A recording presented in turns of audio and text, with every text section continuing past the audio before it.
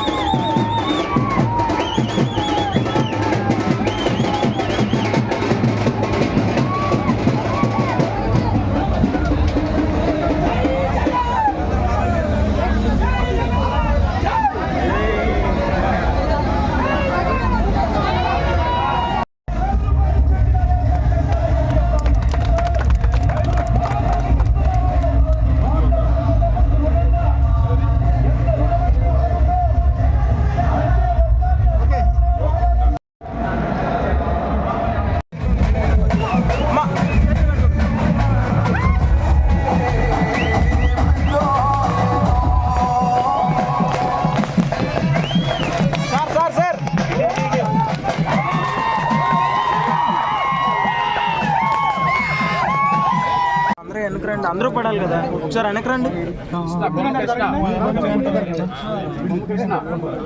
Sir. Sir చూడండి sir.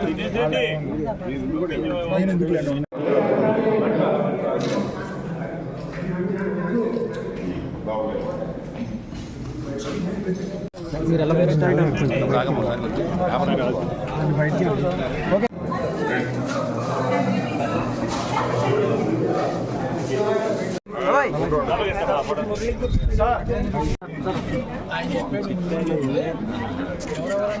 చూడండి number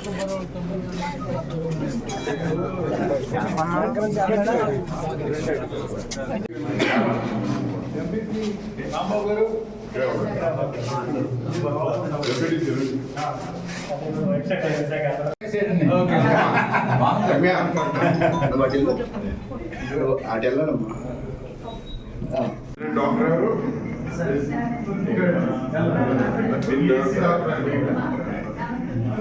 BSc ఎక్కడిది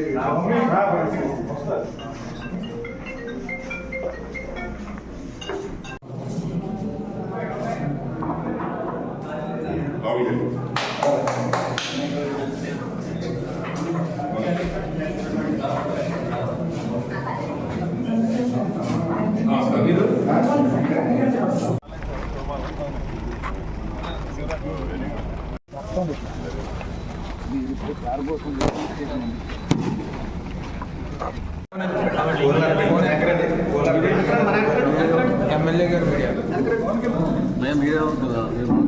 అంటే ఫోన్ వెనక్కి పెడితే అందరు వస్తారు. ఆ ఫోన్ పెట్టినా ఏదైనా ఒకటే అవుతుంది.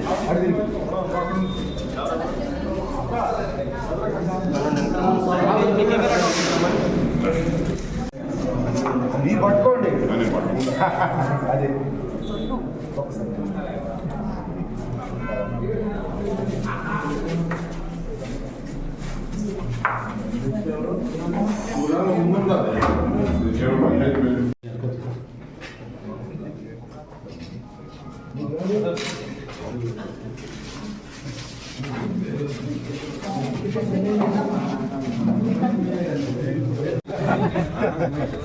నాది పూచాడు ఓకే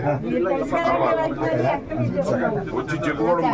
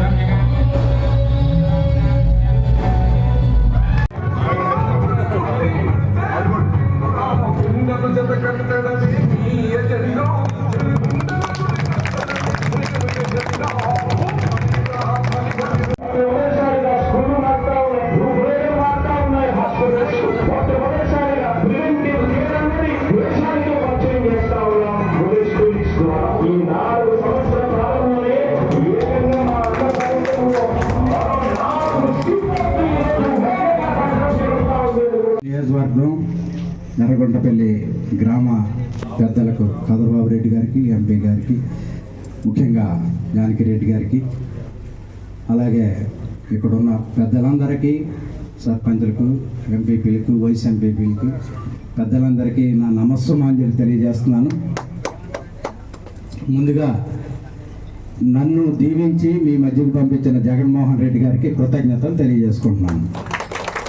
అట్లాగే విజయరాజు ఇక్కడ లోకల్ అభ్యర్థి, మఠంగూడెం నాన్నగారు పుట్టినూరు, కామరకోట ఇతను పెరిగినూరు.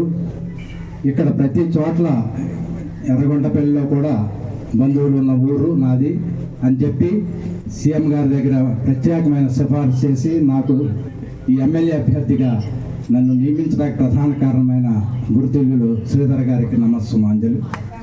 అట్లాగే ఇక్కడ నన్ను చాలామంది నాయకులందరూ విజయరాజు అయితే బాగుంటుందని నన్ను దీవించి ఇక్కడ తీసుకొచ్చారు. అందరికీ ప్రత్యేకమైన అభినందనలు. ముందుగా ఈ ఎర్రగొండపల్లితో నాకు ఒక అనుబంధం ఉంది. మా నాన్నగారు ఇక్కడ స్కూల్ మాస్టర్గా పనిచేశారు. బహుశా ఖమ్మం ప్రకాశం మాస్టర్ అని మీ పెద్దవాళ్ళకి తెలిసి ఉంటుంది. ఆయన ఇక్కడ పనిచేశారు స్కూల్ టీచర్గా. ఎర్రగొండపల్లితో నాకు మంచి సంబంధం ఉంది. కాబట్టి మా నాన్నగారు ఇప్పుడు చెప్తుంటారు, ఎర్రగొండపల్లిలో నేను పలానా టైంలో పనిచేశానని. ఆ ఎర్రగొండపల్లి అనేది నాకు బాగా గుర్తుండిపోయే పేరు. నాకు కూడా ఇక్కడ స్నేహితులు ఉన్నారు, బ్యాంక్ మేనేజర్ గారు ఉన్నారు. ఆయన దగ్గరికి నేను ఇంతకుముందు 2-3 సార్లు వచ్చాను. కాదర్బాబు రెడ్డి గారు లాంటి పెద్దలందరూ నాకు తెలుసు, వరలక్ష్మి గారు లాంటి మిత్రులందరూ, వాళ్ళందరూ నాకు తెలిసిన నాయకులందరూ నాకు తెలుసు. కాబట్టి నేను చెప్పేది ఏంటంటే, ముఖ్యంగా ఈరోజు ఈ అభివృద్ధి రైతు భరోసా కేంద్రం అనేది జగన్మోహన్ రెడ్డి గారి సృష్టి. రైతులకు ఒక భరోసా ఉండాలి. ముఖ్యంగా దళారీ వ్యవస్థ నుంచి రైతులను రక్షించాలి. రైతులకు గిట్టుబాటు ధరలు ఉండాలి. రైతులకు వ్యవసాయంలో అధిక దిగుబడుల కోసం కొంత సాంకేతికమైన పరిజ్ఞానం ఉండాలని ఒక రైతు భరోసా కేంద్రాలు పెట్టారు. అలాగే సచివాలయ వ్యవస్థను కూడా ప్రతి గ్రామంలోనూ కూడా గ్రామాభివృద్ధి ఉండాలని ఒక సచివాలయ వ్యవస్థ పెట్టడం, వాలంటీర్ వ్యవస్థ ద్వారా పెద్దమ్మలకు వాళ్ళకి సూర్యోదయానికి ముందే, సూర్యుడు ఉదయించక ముందే తీసుకెళ్లి వాళ్ళ చేతుల్లో ప్రతి నెల 1వ తారీఖున తీసుకెళ్లి వాళ్ళ చేతుల్లో 3,000 రూపాయలు ఇవ్వటం, ఇవన్నీ జగన్మోహన్ రెడ్డి గారు వరాలు. ఇవన్నీ పేదవాడికి ఇచ్చిన వరాలు జగన్మోహన్ రెడ్డి గారు. ఈ రోజున ప్రతి ఒక్క గుండె జగన్మోహన్ రెడ్డి గారి పట్ల కృతజ్ఞతతో నిండిపోయిందని మనం గర్వంగా చెప్పుకోవచ్చు. జగన్మోహన్ రెడ్డి గారు ప్రతి ఒక్క, ముఖ్యంగా అలాంటి పెద్దమ్మలు, అలాంటి ముసలమ్మలు, వృద్ధులకు, వికలాంగులకు దేవుడితో సమానం లాంటి వ్యక్తి. అభివృద్ధిలోనూ సంక్షేమంలోనూ ఈ రాష్ట్రాన్ని ముందుకు తీసుకెళ్తున్న వ్యక్తి. మరి అలాంటి జగన్మోహన్ రెడ్డి గారికి మనం మరొకసారి సీఎం చేసుకోవాల్సిన అవసరం మనందరికీ ఇక్కడ ఉన్న ప్రతి ఒక్కరికి ఉంది. అలాగే ఈ రాష్ట్రంలో ఉన్న లబ్ధిదారులు దాదాపు 80% లబ్ధిదారులందరూ కూడా జగన్మోహన్ రెడ్డి గారిని సీఎం చేసుకోవాల్సిన అవసరం ఉంది. కాబట్టి ప్రతి ఒక్కరూ జగన్మోహన్ రెడ్డి గారిని సీఎం చేసుకోవాలి. ముఖ్యంగా ఎవరైతే మన ఎంపీ అభ్యర్థి కారుమూరి సునీల్ యాదవ్ గారు, ఆయన కూడా మన శ్రీధర్ బాబు గారే సిఫార్సు చేసి తీసుకొచ్చారు. అలాంటి ఎంపీ గారు సునీల్ యాదవ్ గారు విద్యాధికుడు, యువకుడు, కారుమూరి నాగేశ్వరరావు గారు అబ్బాయి, మంచి కుర్రోడు, బాగా చదువుకున్న వ్యక్తి, విదేశాల్లో చదువుకున్న వ్యక్తి. అలాంటి అభ్యర్థిని మన ఎంపీ అభ్యర్థిగా అత్యధిక మెజార్టీతో గెలిపించి ఢిల్లీ పార్లమెంట్కి పంపించాలని మమ్మల్ని అందరినీ అభ్యర్థిస్తున్నాను. అలాగే విజయరాజు అనే నన్ను ఎమ్మెల్యే అభ్యర్థిగా గెలిపించండి. మీ అందరికీ మరొకసారి చెప్తున్నాను, మొన్న రాప్తాడులో యుద్ధానికి సిద్ధంగా అని మన జగన్మోహన్ రెడ్డి గారు పిలిపించారు. అప్పుడు చెప్పింది ఏంటంటే, ఆయన ఫ్యాను ఇంట్లో ఉండాలి, సైకిల్ బయట ఉండాలి, గ్లాసు సింక్లో ఉండాలి. కాబట్టి మన ఫ్యాన్ గుర్తుకే ఓటేసి ముఖ్యంగా 2 బటన్లో జగన్మోహన్ రెడ్డి గారు మన కోసం 125 సార్లు బటన్ నొక్కారు. అనేక మనకు ఉపయోగపడటానికి అనేక సంక్షేమ పథకాలను ఇచ్చారు. ముఖ్యంగా మహిళలకు అభివృద్ధి పథంలో తీసుకొచ్చారు. 125 సార్లు జగన్మోహన్ రెడ్డి గారు బటన్ నొక్కారు. ఆయన మనల్ని అభ్యర్థించింది ఏంటంటే 2 సార్లు బటన్ నొక్కమంటున్నారు. ఒకటి ఎంపీ అభ్యర్థికి, ఒకటి ఎమ్మెల్యే అభ్యర్థికి. అలా 2 సార్లు బటన్ నొక్కడం వల్ల 25 పార్లమెంట్లు, 175 అసెంబ్లీలు ద్వారా ఆయన మళ్ళా సీఎం అవుతారు. అత్యధిక మెజార్టీతో మనం ఆయన సీఎంను గెలిపించాలి, ఎంపీ అభ్యర్థిని గెలిపించాలి. విజయరాజు అనే నన్ను దీవించి గెలిపించాల్సిందిగా మనస్ఫూర్తిగా పేరున మీ అందరికీ కృతజ్ఞతలు తెలియజేస్తూ సెలవు తీసుకుంటున్నాను. Thank you very much.